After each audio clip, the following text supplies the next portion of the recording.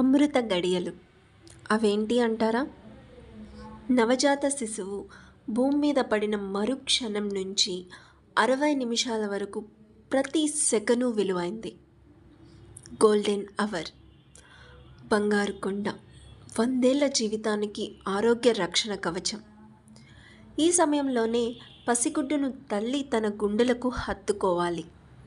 దీనివల్ల మాతృస్పర్శలోని మాధుర్యం బిడ్డకు అనుభవంలోకి వస్తుంది. ఇద్దరిలోనూ ప్రేమ హార్మోన్ ఆక్సిటోసిన్ స్రవిస్తుంది. అంతేకాదు, ఆ ప్రభావంతో శిశువు హృదయ స్పందన క్రమబద్ధం అవుతుంది. శ్వాసక్రియ సజావుగా సాగుతుంది. రక్తంలోని గ్లూకోజ్ సమతుల స్థాయికి చేరుకుతుంది. ఆ వ్యవధిలోనే అమ్మ ముర్రుపాలు పట్టిస్తూ మురిపాలను పంచాలి. ప్రకృతి ప్రసాదించిన వ్యాక్సిన్ ఇది. రోగనిరోధక శక్తి పెంచుతుంది. అనేక జబ్బుల ముప్పును తప్పిస్తుంది. ఒక్క 13 వారాలు చనుబాలు ఇచ్చినా చాలట. 7 ఏళ్ల నిండే వరకు గ్యాస్ట్రోఎంటరైటిస్ లాంటి సమస్యలు పసివాళ్లను ఏమీ చేయలేవు. ప్రపంచ ఆరోగ్య సంస్థ కూడా ముర్రుపాలు ఔషధ విలువల గురించి అవగాహన శిబిరాలు నిర్వహిస్తోంది. గోల్డెన్ అవర్లో చేయకూడని పనులు కొన్ని ఉన్నాయి. చిన్నారిని వెంటనే స్నానానికి తీసుకెళ్లకూడదు. ఎత్తు, బరువు కొలిచే ప్రయత్నం చేయకూడదు. సంప్రదాయ క్రతువుల పేరుతో కాలాన్ని వృధా చేయకూడదు. అత్యవసరమైతే తప్పించి బిడ్డను తల్లి నుంచి వేరు చేయకూడదు. అమ్మ ఒడి అప్పుడే పుట్టిన బిడ్డలోని ఒత్తిడిని కూడా వదలగొడుతుంది. నిజమే, కొన్నిసార్లు సిజేరియన్ తప్పనిసరి అవుతుంది. నెలలు నిండకుండానే పుట్టిన బిడ్డను ఇంటెన్సివ్ కేర్ యూనిట్లోనూ ఇంక్యుబేషన్ బాక్స్లోనూ ఉంచి సంరక్షించాల్సి వస్తుంది. అలా అని గోల్డెన్ అవర్ వృధా చేసుకోకూడదు. తొలి గంటల్లో తల్లిపాలను సేకరించి ఆ తర్వాత బిడ్డకు పట్టించినా పర్వాలేదని అంటారు డాక్టర్లు. గోల్డెన్ అవర్ ఆ తల్లి బిడ్డల జీవితంలో అచ్చమైన అమృత గడియే. రోడ్డు ప్రమాదంలో అపరిచితుడు తీవ్రంగా గాయపడతాడు. ఆఫీస్లో తోటి ఉద్యోగి సడన్గా కుప్పకూలిపోతాడు.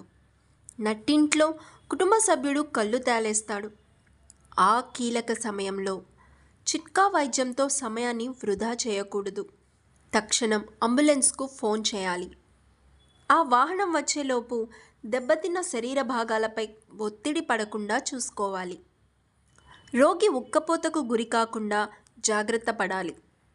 ఏ గుండెపోటో అయితే సిపిఆర్, కార్డియోపల్మనరీ రిససిటేషన్ ద్వారా హృదయ స్పందనను పునరుద్ధరించే ప్రయత్నం చేయాలి.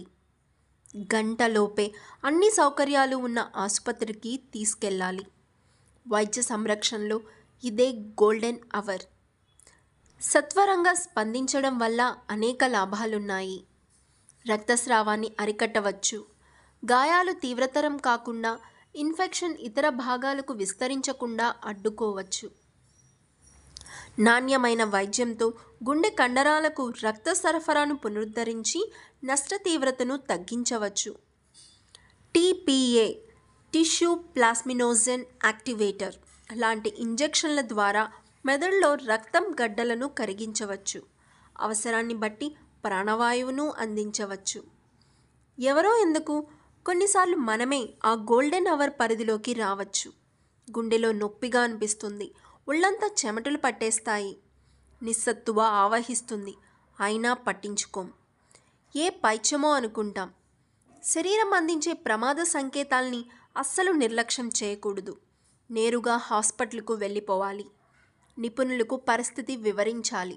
గోల్డెన్ అవర్ వైద్యుడికి రోగిని బతికించేందుకు ఓ మంచి అవకాశం. రోగికి బతకడానికి చిట్ట చివరి అవకాశం. ఆ గంట మృత్యువు ప్రసాదించే గ్రేస్ పీరియడ్. ఆన్లైన్ గద్దలతో జాగ్రత్త. ఆశ కొద్దో అజ్ఞానంతోనో ఏ ఆన్లైన్ గాలానికో చిక్కుకుంటారు.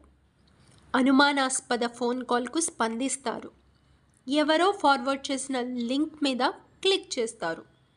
అపరిచితుల డిజిటల్ అరెస్ట్ బెదిరింపులకు లొంగిపోతారు.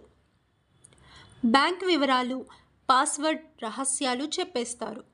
మరుక్షణమే ఖాతాలోని డబ్బంతా మాయమైపోతుంది. ఎవరికి చెప్పాలో తెలియదు, ఎలా ఫిర్యాదు చేయాలో తోచదు. ఆ అయోమయంలోనే సగం రోజు గడిచిపోతుంది.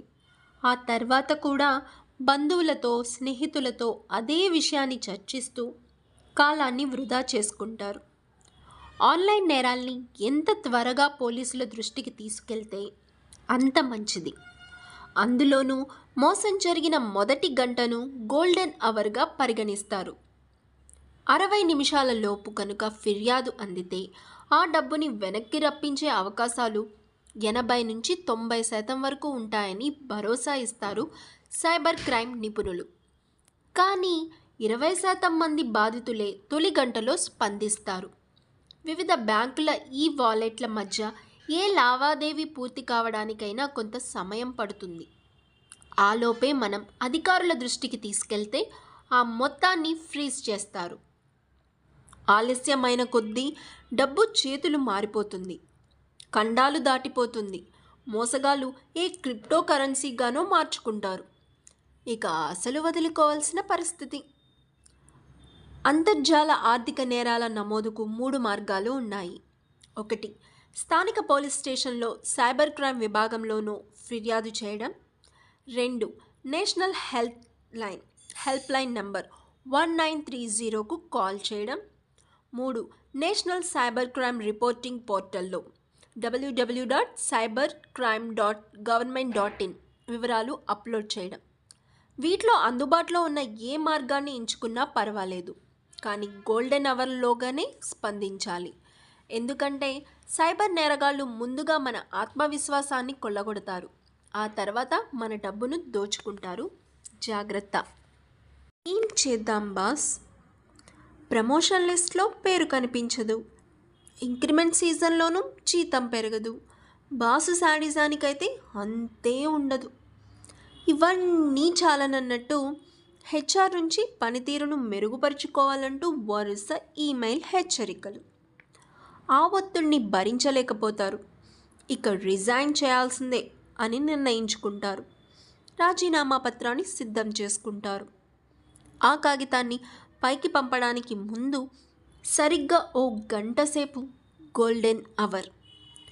యాజమాన్యం మీ సమర్థతను గుర్తించి ముఖ్య బాధ్యతలు అప్పగించాలని భావిస్తుంది, కానీ అంత భారం మోయలేనని మీ అనుమానం. నా వల్ల కాదు అని చెప్పేయాలనుకుంటారు. ఆ నిర్ణయాన్ని వెల్లడించడానికి ముందు ఓ 60 నిమిషాల సమయం గోల్డెన్ అవర్. ఓ కొత్త కంపెనీలో మంచి ఆఫర్ వస్తుంది, జీతం ఎక్కువ, హోదా పెద్దది. ఆఫర్ను ఆమోదించినా తిరస్కరించిన ఓ నిశ్చితాభిప్రాయానికి రావడానికి ముందు 3600 సెకన్ల వ్యవధి గోల్డెన్ అవర్. ఇలాంటి సందర్భంలో ఆర్ఆర్ఆర్, త్రిబుల్ ఫార్ములాను ఓ పరిష్కార మార్గంగా సూచిస్తారు వికాస నిపుణులు. మొదటి 20 నిమిషాలు ఆ నిర్ణయంలోని రిస్క్ను బ్యారేజ్ వేసుకోవాలి, కష్ట నష్టాలను లెక్కించుకోవాలి. రెండో 20 నిమిషాలు రివార్డ్ గురించి ఆలోచించాలి, అందబోయే జీతభత్యాలు, పదోన్నతులను గుర్తు చేసుకోవాలి. మూడో 20 నిమిషాలు రివర్సిబిలిటీని సమీక్షించుకోవాలి. ఏదైనా తేడా వస్తే కనీసం ఇప్పుడన్నా స్థాయికైనా చేరుకోగలమా అనేది గమనంలోకి తీసుకోవాలి. కొన్నిసార్లు 60 నిమిషాల అంతర్మథనం తర్వాత కూడా ఖచ్చితమైన తీర్మానానికి రాలేకపోవచ్చు. అలాంటి సందర్భాల్లో ఏ నిర్ణయమో తీసుకోకపోవడమే అత్యుత్తమ నిర్ణయం. దాన్ని గోల్డెన్ అవర్ తీర్పుగా భావించాలి.